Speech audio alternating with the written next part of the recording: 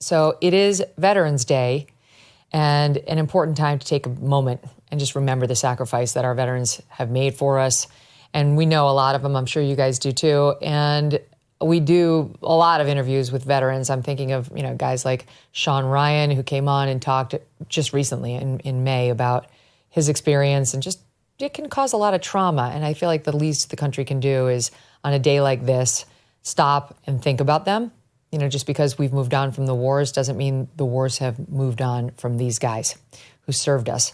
So a couple of examples of our best and bravest. A couple of Memorial Days ago, we had on Marcus Luttrell and his identical twin brother, Morgan. It was actually, we were going to do him on Memorial Day, and then we moved it to August, and it wound up being, it was the August of the disastrous with Afghanistan withdrawal.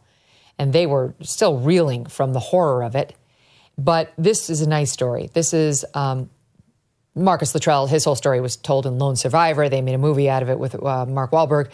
And his brother here, you're going to hear his identical twin brother telling about the moment they got the call down in Texas that he had been found, that Marcus had been found and was alive, which was very much in doubt. Listen.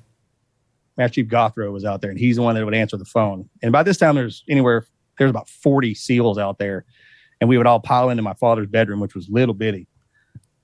And shoulder to shoulder, and Master Chief's on the phone. He's like, "Yes, sir. Roger that. Understood. Roger that. Yes, sir." And he drops his head. And I mean, we lost it, right? We was like, oh my God, the worst case scenario. And I'm sitting there staring at him. Everybody was crying around. I was sitting there staring at him, and he gives us a thumbs up. Anyhow, my parents came walking in. And then some of my best friends came walking in. They saw everybody else crying. Mom loses it, dad loses it. And they're like, no. They found him. He's rescued.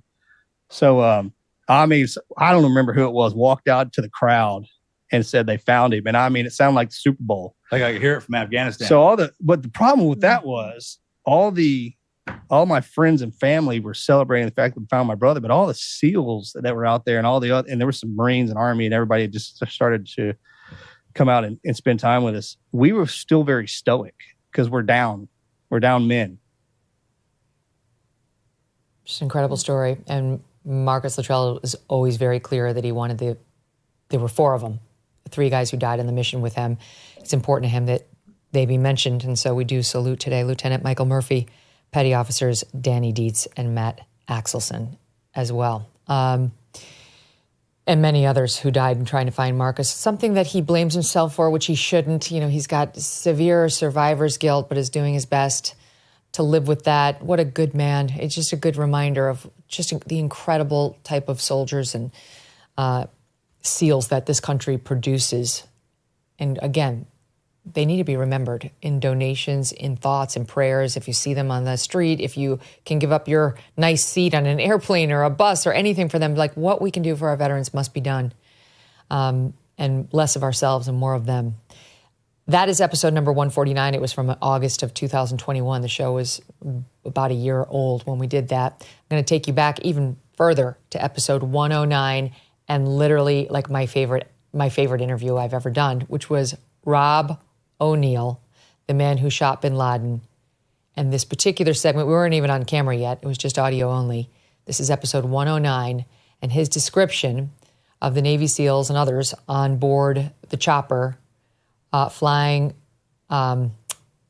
into the bin Laden complex when they had gotten the intel from the CIA analyst on where he was and how to find him. Listen. Before we left, I had one of my guys say, because we accepted death. That's it. We're going to die. He said, don't take this the wrong way because I'm 100% going. Don't worry about that. I'm going. I just need to say it out loud. If we know we're going to die, why are we going? And so we had a conversation. We said, okay, well, we're not going after bin Laden for the fame or the reward or the bravado. We are going after Osama bin Laden for the single mom who dropped her kids off at elementary school on a Tuesday. And 45 minutes later, she jumped to her death out of a skyscraper because that was a better alternative than whatever the hell was going on inside at 2,500 degrees Fahrenheit. And her last gesture of human decency was holding her skirt as she jumped out of a building and murdered herself. She was never supposed to be in the fight. We're supposed to be in the fight. That's why we're going. Still getting emotional listening to that. Rob O'Neill is a hero. Those guys, it's humbling, isn't it, Eliana? You listen to that and you just remember like how small your own life is, however big you may think it is, and the amount of sacrifice these guys go through, not just while they're over there, seeing their friends die, losing limbs too many times, but then when they come back and the readjustment. Dakota Meyer, Medal of Honor recipient, came on the show as well and talked about how when he got back stateside, he tried to take his own life. Thank God someone who loved him, an angel, had taken the bullets out. But it's those guys we think of today and try to remember, you know, how humble we must be when we think about our own lives. Absolutely. And to those people to whom we owe all the freedom we have in our day-to-day lives, takes a lot to protect it. Takes nerves of steel. I mean, that's the thing, Emily. It's like I've often said, I just sit at this desk. You know, like we can call ourselves warriors for free speech or this cause or the other. Very different story when you actually lay your life on the line for the country. Yeah, we don't celebrate these men and women enough. I mean, to them, the bravery is just so normal, and that's what's so incredible. So it's a wonderful country, and the negativity about it is sad when you hear these amazing stories of bravery and sacrifice. But you have a president now, president-elect, who says he's going to rebuild our military. He's going to get wokeism out of the military. And let's not forget the Gold Star families who lost their 13 service personnel, daughters and sons, in that disastrous Afghanistan withdrawal in August of 2021, who were made a campaign issue in this whole thing by Kamala Harris, who disgustingly stepped on a rake about them honoring President Trump at Arlington. And they had their final say as well. A commander-in-chief who loves and respects them will be returned to the office. Do not believe the lies told about Trump on that front. And I believe our military is in for better days ahead. Grand Canyon University, a private Christian university in beautiful Phoenix, Arizona, believes that we are endowed by our Creator with certain unalienable rights to life, liberty, and the pursuit of happiness. GCU believes in equal opportunity and that the American dream starts with purpose. By honoring your career calling, you can impact your family, friends, and your community.